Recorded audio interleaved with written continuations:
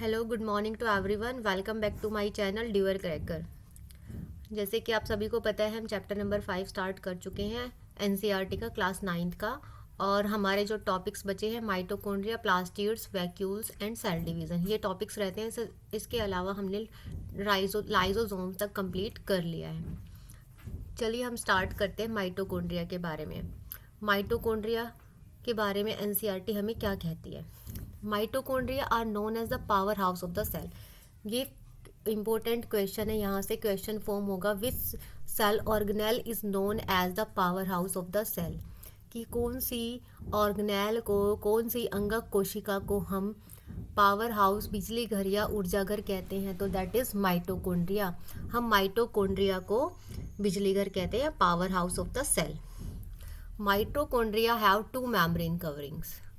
आपसे क्वेश्चन पूछा जाएगा माइटोकॉन्ड्रिया में कितनी कवरिंग्स होती है, तो we will answer that 2 coverings. Outer membrane is porous. Outer membrane जो बाहरी परत होती है उसमें क्या होते हैं? पोरस, मतलब छेद छिद्र होते हैं, ऐसे ऐसे ऐसे। While the inner membrane is deeply folded. और जबकि जो अंदर वाली मेम्ब्रेन है वो कैसी होती है? ऐसे फोल्डेड होती है। These fold increase surface area for ATP generating chemical reaction। जब केमिकल रिएक्शंस होगा तो ATP का जनरेशन होगा, मतलब ATP का सिंथेसिस होगा।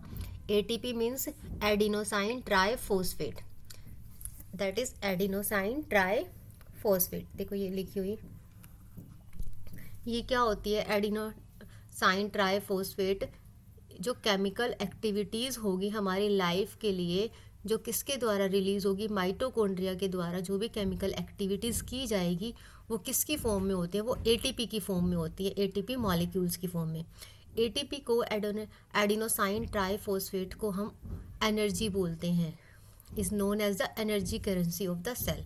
ठीक है, तो आपसे पूछा जाएगा कि which is the energy currency of the cell, तो दैट इज़ एटीपी।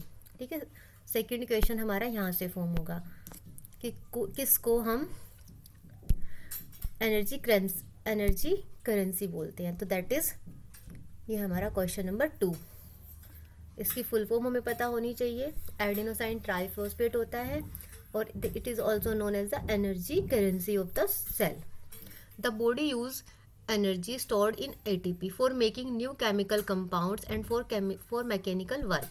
जो बॉडी यूज करती है एनर्जी को, जो किस में स्टोर होती है? Stored in ATP. एटीपी में स्टोर्ड होती है, जो नए केमिकल कंपाउंड्स फॉर्म करती है और हम मैकेनिकल वर्क करते हैं। जैसे हम अपना कोई काम करते हैं तो हमें क्या चाहिए? एनर्जी चाहिए। तो वो एनर्जी हमें कहाँ से मिलती है? दैट इज माइटोकॉन्ड्रिया में एटीपी का सिंथेसिस होता है, मतलब एटीपी में जो है माइटोकॉन्ड्रिया के अंदर बनती है। Mitochondria are strange organelles in the sense that they have their own DNA. जो माइटोकॉन्ड्रिया है, आपसे पूछा जाएगा क्या किसका अपना डीएनए होता है? ठीक है, अपना डीएनए और अपना राइबोसोम किसका होता है? तो वो किसका होगा? माइटोकॉन्ड्रिया का। यहाँ से भी एक क्वेश्चन फॉर्म होगा, which cell organelle has its own DNA, तो that is mitochondria has their own DNA and ribosome. ये हमारा थर्ड क्वेश्चन इसमें से फॉर्म हुआ है। Therefore mitochondria are able to make some of their और ऑन प्रोटीन्स। तो इसीलिए जो माइटोकॉन्ड्रिया है वो अपना प्रोटीन खुद बना सकता है। तो ये वाला भी क्वेश्चन नंबर 4। हमने यहाँ से जो इम्पोर्टेंट क्वेश्चंस फॉर्म हुए हमारे कितने हुए? 4 हुए। एक बार दोबारा से रिपीट कर लेते हैं। माइटोकॉन्ड्रिया को क्या बोला जाता है? Power house of the cell. This is the first question. Next is, इसके अंदर किसका रिलीज होता है? कौन सी एनर्जी जो है, किसके फॉर्म में एनर्जी जो है सिंथेसाइज होती है? तो किसके फॉर्म में होते हैं? एटीपी की फॉर्म में। And what is the full form this? तो दैट इज एडिनोसाइन ट्राइफॉस्फेट। इसको बोलते हैं हम एडिनोसाइन ट्राइफॉस्फेट, ये वाला। ठीक है, ये सेकंड क्वेश्चन था। फर्स्ट हमारा power house, second is ATP and third is are mitochondria are strange organelles because it has their own DNA and ribosome. Mitochondria के पास में अपना डीएनए और अपना राइबोसोम होता है। तो this is the our third question. Fourth is mitochondria are able to make some of their own proteins. जो माइटोकॉन्ड्रिया है वो अपने प्रोटीन्स खुद बना सकती है, क्योंकि हमने अभी राइबोसोम के बारे में पढ़ा था कि राइबोसोम का जो क्या करती है, प्रोटीन की फॉर्मेशन करती है। ठीक है, तो माइटोकॉन्ड्रिया के पास अपना राइबोसोम होता है, तो ये अपना प्रोटीन खुद बना सकती है। तो ये 4 क्वेश्चन जो है हमारे माइटोकॉन्ड्रिया से, यहीं से हमारे जो MCQ है यहीं से क्रैक होंगे हमारे एग्जाम में। Next is plastids. Plastids are present only in plant cell. जो प्लास्टिड्स है वो कहाँ प्रेजेंट होते हैं? Only in plant cell. This is are first question. पूछा जाएगा कि किसके पास में प्लास्टिड्स होते हैं, एनिमल सेल या प्लांट सेल? तो that our answer is plant cell. There are 2 types of plastids, that is chromoplast जिसमें कलर्ड होता है, एंड द ल्यूकोप्लास्ट जो वाइट और कलरलेस प्लास्टिड्स होता है। Chromoplast containing the pigment chlorophyll. ठीक है, क्रोमोप्लास्ट में क्या होते हैं? Chlorophyll, are known as chloroplasts. उनको क्लोरोप्लास्ट के नाम से जाना जाता है। Chloroplast are important for photosynthesis in plants. ये फोटोसिंथेसिस प्रोसेस के लिए इम्पोर्टेंट होते हैं। Chloroplast are also contain various yellow और orange pigments in addition to chlorophyll. जरूरी नहीं है कि ये ग्रीन पिगमेंट ही रखे, ये येलो या ऑरेंज पिगमेंट भी कर सकता है, अपने क्लोरोफिल में रख सकता है। Leucoplast are primary organelles in which material such as starch, oil and protein granules are stored.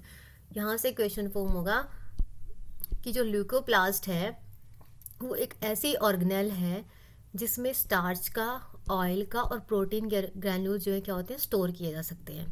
This is question number R2। The internal organization of the chloroplast consists of numerous membrane layers embedded in a material called stroma। ठीक है, इसके अंदर क्या होती है, जो internal organisation होती है क्लोरोप्लास्ट के अंदर काफ़ी सारी मेम्ब्रेन्स होती है जो फोल्डेड ऐसे ऐसे होती हैं। तो उसके अंदर क्या होता है, स्ट्रोमा होता है, जहाँ पर फोटोसिंथेसिस, लाइट रिएक्शन या डार्क रिएक्शन जो हमारे फोटोसिंथेसिस में होते हैं, जो हमें अभी पढ़ने नहीं है, जो हम हमारी 11th क्लास में है। ठीक है, तो इसको क्या बोलते हैं, स्ट्रोमा बोलते हैं। These are similar to mitochondria. ये किसके जैसी है, माइटोकॉन्ड्रिया की जैसे है इसका बाहर से देखने में। Mitochondria plastids also have their own DNA and ribosomes. Mitochondria की तरह प्लास्टिड के पास भी अपना DNA और राइबोसोम होता है। ये भी हमारा क्वेश्चन जो है फॉर्म होगा। ठीक है, तो प्लास्टिड से हमें क्या पता चला, प्लास्टिड्स में जो है प्लांट सेल में प्रेजेंट होता है। ठीक है, इसके पास में 2 प्लास्टिड्स होती हैं। पहले प्लास्टिड्स को क्या बोलते हैं, क्रोमोप्लास्ट, जिसमें क्लोरोफिल पिगमेंट प्रेजेंट होते हैं, जिसको हम क्लोरोप्लास्ट भी बोलते हैं। और third point is are leucoplast. Leucoplast is colourless and this is primary organelle in which material such as starch, oil and protein granules can store. ठीक है, उसके अलावा स्ट्रोमा है। स्ट्रोमा की जो लेयर्स है, जो फोल्डेड लेयर्स होती हैं, न्यूमरस लेयर्स, काफ़ी सारी मेम्ब्रेन्स होती हैं। ठीक है, उस जो माइटोकॉन्ड्रिया की तरह ये भी प्लास्टिड भी दिखने में ऐसा ही होता है, क्योंकि इसका भी अपना DNA और राइबोसोम होता है। तो it means it can also synthesize their own protein. ठीक है, ये वाला। लेकिन हमारा जो माइटोकॉन्ड्रिया वाला टॉपिक है वो ज़्यादा इंपॉर्टेंट है as compare to plastids. Vacuole. Vacuole are storage sacs for solid और लिक्विड कंटेंट्स। ठीक है, वैक्यूल क्या करते हैं, स्टोर का काम करते हैं। खाने का जो सॉलिड पार्ट या लिक्विड पार्ट जो होता है, कंटेंट होता है, उसको स्टोर करने का काम करते हैं। वैक्यूल जो होते हैं वो small in size in animals के अंदर छोटे छोटे होते हैं, लेकिन प्लांट्स के अंदर कैसे होते हैं, वेरी लार्ज वैक्यूल्स। जब हम एनिमल सेल और प्लांट सेल में जब हम डिफरेंस करते हैं ना, तो हम इस वाले पॉइंट को भी मेंशन करते हैं, जैसे प्लास्टिड्स एब्सेंट। प्लास्टिड एब्सेंट किस में होता है, एनिमल के अंदर प्लास्टिड्स नहीं होते, प्लांट्स के अंदर प्रेजेंट होते हैं। और जो वैक्यूल्स है, वैक्यूल्स का साइज़ जो है स्मॉल इसमें होता है, प्लास्टिड्स में लार्ज होता है। तो ये सारे हम जब दोनों के बीच में डिफ्रेंशिएट करते हैं तो हम वहाँ पर ये सारे पॉइंट्स लिखते हैं। Central vacuole of some plant cells में occupy 50 to 90% of the cell volume. ठीक है, जो सेंट्रल वैक्यूल है जो प्लांट्स के अंदर, वो 15 से 90% जो है सेल के अंदर अपनी स्पेस रखता है। In plant cell vacuoles are full of cell sap and provide turgidity and rigidity to cell. Many substance of importance in the life of the plant cell are stored in vacuoles. ठीक है, जो plant cell है उनकी life जो है कहाँ stored है, उनके वैक्यूल्स में। क्योंकि इसके अंदर क्या क्या प्रेजेंट होता है, amino acids, sugars, various organic acids होते हैं और कुछ प्रोटीन्स होते हैं। जो सिंगल सेल्ड ऑर्गेनिजम्स होता है जैसे अमीबा है, तो उसका जो फूड वैक्यूल्स है वो अपने फूड आइटम्स को लेता है, कैच करता है और उसको कंज्यूम कर जाता है, ठीक है, contains the food item and that amoeba has consume, जो अमीबा ने क्या कर लिया, कंज्यूम कर लिया। In some unicellular organisms, specialized vacuoles also play important role in expelling excess water and some waste from the cell. जो unicellular organisms होते हैं उनके अंदर जो फ्लूइड वैक्यूल होता है वही क्या करता है कि एक्सपेल का, इजेशन का वर्क भी करता है, वेस्ट प्रोडक्ट को हटाना और वाटर का एब्जॉर्प्शन करना। Each cell thus acquires its structure and ability to function because of the organization of its membrane and organelles in specific ways.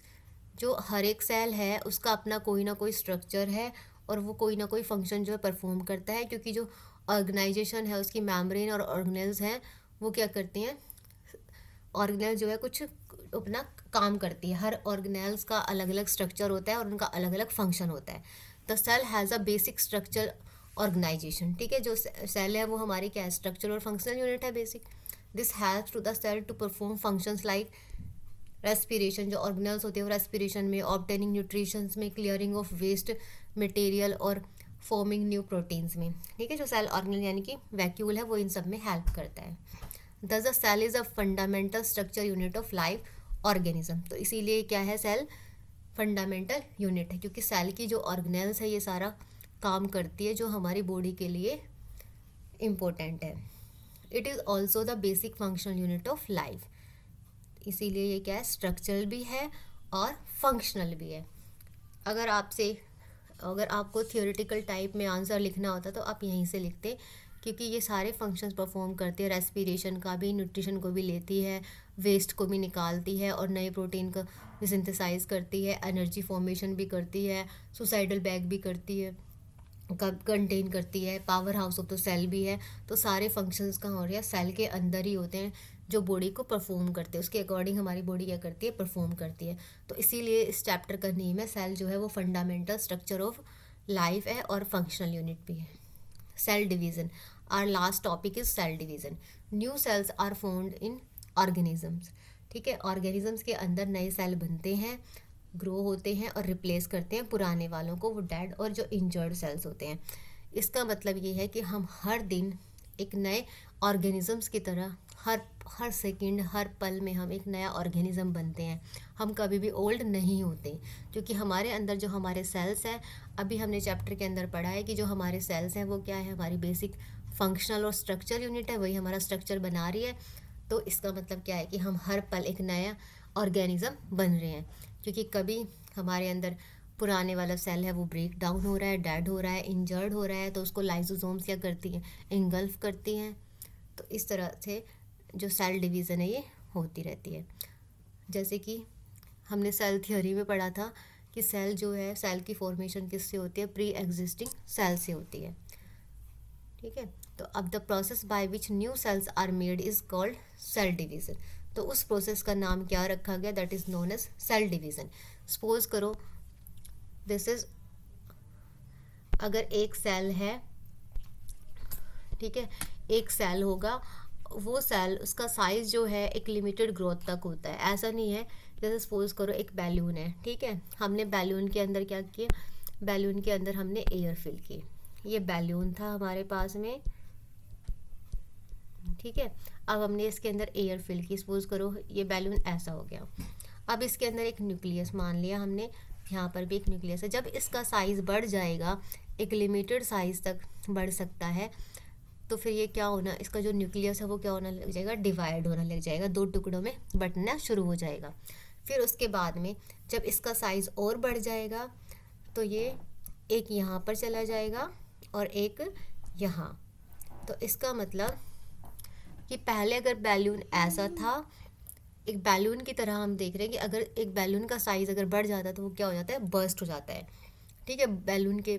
तो इसी तरह जो सेल है, हमने क्या लिया, एक सेल लिया, उसके अंदर क्या है, एक न्यूक्लियस है, फिर वो ग्रो करने लगा, न्यूक्लियस ने ग्रो किया, फिर जैसे ही वो ग्रो किया तो उसके साथ साथ उसका न्यूक्लियस भी क्या हुआ, ग्रो होना शुरू हो गया, सेल के साथ न्यूक्लियस भी ग्रो हुआ, इसका न्यूक्लियस का साइज़ क्या हो गया, बढ़ गया। फिर बाद में इसके अंदर क्या हुआ, रप्चरिंग होनी शुरू हो गई, मतलब इसमें से ये हटना शुरू हो गया, यहाँ से ब्रेक डाउन होना शुरू हो गया। फिर ये कितने में हो गया, 2 में। तो जो सेल डिवीज़न होती है that is 2 daughter cells. These are known as 2 daughter cells. There are two main types of cell division, that is mitosis and meiosis. The process of cell division by which most of the cells divide for growth is called mitosis. जो growth के लिए होते हैं उनको क्या बोला जाता है, mitosis. In this process each cell called mother cell. तो हर एक सेल क्या कहलाएगा, मदर सेल कहलाएगा, क्योंकि वो दो अपने जैसी डॉटर सेल जो है हमें आइडेंटिकल डॉटर सेल दे रहे हैं। तो दैट इज हर एक सेल को हम क्या बोलते हैं, मदर सेल। देखो this is mitosis and this is meiosis. अब देखो इसमें जो daughter cell have the same number of chromosome as mother cell. अगर इसमें सपोज करो इसके पास में जो क्रोमोसोम्स है, क्रोमोसोम्स हमने पढ़ा था, क्रोमोसोम्स क्या करते हैं, जेनेटिक मटेरियल को कंटेन करते हैं, जीन की इन्फॉर्मेशन रखते हैं, हेरिडिटी इन्फॉर्मेशन रखते हैं। अगर इसके पास में क्रोमोसोम, अगर सपोज करो इसके पास में 4 क्रोमोसोम है तो यहाँ पर भी कितने आएंगे, दोनों के पास में 4 ही आएंगे। तो सेम मदर के जैसे ही क्रोमोसोम का कंटेन करते हैं। It help in growth and repair of the tissue of organism. तो ये किसके लिए, ग्रोथ के लिए होते हैं। ग्रोथ के लिए जो डिवीज़न होते हैं उसको क्या बोलते हैं, mitosis division. Specific cell of reproductive organs और tissues in animals and plants divide to form gametes. जो गैमेट की फॉर्मेशन करते हैं, फर्टिलाइजेशन करते हैं, ऑफस्प्रिंग को बर्थ देते हैं, they divide by a different process. वो अलग अलग उसमें काफ़ी सारे प्रोसेसेस होते हैं, that is known as meiosis. ठीक है, this is only for growth and this is for reproduction. तो mitosis for growth and meiosis for reproduce. The new cell only have half the number of chrome. तो इसमें क्या होता है, जब cell divide होता है मियोसिस के through, it produce 4 new sales instead of 2। इसमें माइटोसिस में हमने क्या पढ़ा था, 2 डॉटर सेल पढ़ा था, लेकिन मियोसिस में हमने क्या पढ़ा है, 4। The new cell only half the number of chromosome than that of mother cell. अगर इसकी मदर के पास में 4 है तो इनके पास में कितना जाएगा, 2 जाएगा। ठीक है, अब इनकी भी डिवीज़न होगी तो यहाँ पे 1 जाएंगे, इस तरह से पेयर होगा। तो हाफ अपनी मदर से हाफ लेते हैं। Can you think as to why the chromosome number has reproduce to a half in daughter cell. आप क्या इमेजिन कर सकते हो, क्या आप सोच सकते हो कि ऐसा क्यों हो रहा है। आपको ये 11th क्लास में पढ़ना है, इसका जो रिप्लाई होगा वो आपका रिस्पॉन्स होगा वो 11th क्लास में होगा, क्योंकि इसमें काफ़ी सारी फेजेस होते हैं, टीलोफेज, एनाफेज, प्रोफेज, मेटाफेज। तो आपको ये 11th क्लास में पढ़ना होगा, सेल डिवीज़न वाला। ये हमारा चैप्टर है आज का, ये वाला चैप्टर 5 हमारा कंप्लीट होता है। काफ़ी इम्पोर्टेंट चैप्टर है। आई होप आप सबको ये समझ आया होगा। अब हम नेक्स्ट क्लास से अपना नेक्स्ट चैप्टर जो है स्टार्ट करेंगे।